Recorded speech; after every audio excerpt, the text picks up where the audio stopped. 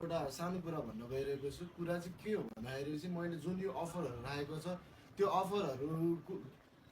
अफरहरूको सामान पर्चेस गर्न चाहिँ हाम्रो एकदमै सानो सानो वर्किङ स्पेसबाट आउनुभएको दाइहरू भाइहरू साथीहरू आउनुभएको छ, जुन चाहिँ कि पटाउको डेलिभरी राइडरहरूदेखि लिएर अरू डिफ्रेन्ट हार्डकोर जब भएको ठाउँबाट आउनुभएको छ, जसले चाहिँ सामानहरू त युज गर्न खोज्नुहुन्छ तर उहाँहरूलाई चाहिँ अलिकति बजेटले साथ नदिएर बजेट अलिक धेरै भएर महँगो भएर लगाउन नपाएको हुनुहुँदो रहेछ।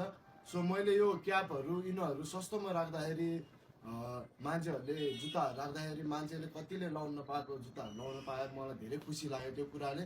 र स्टक चाहिँ एकदमै थोरै थियो, त्यो भएर मैले धेरैलाई चाहिँ दिन सकिनँ। तर अब चाहिँ स्पेसल्ली यो अफरहरू जति पनि अफरहरू आउँछ त्यो चाहिँ उहाँहरूलाई जुन चाहिँ जसले चाहिँ अलिकति बजेटले गर्दा लाउन नपाएको सामानहरू छ त्यस्तोको लागि चाहिँ मैले स्पेसली उहाँहरूको लागि चाहिँ मैले अफरहरू निकाल्छु अब चाहिँ आगामी अब आउने दिनहरूमा। सो अफरहरू त्यसै गरी आउँछ। सो उहाँहरूले चाहिँ यो भिडियो नछुटाउनु होला, किनभने उहाँहरूको लागि नि मैले अब चाहिँ अफरहरू राख्छु। Thank you so much guys, don't forget to like and subscribe.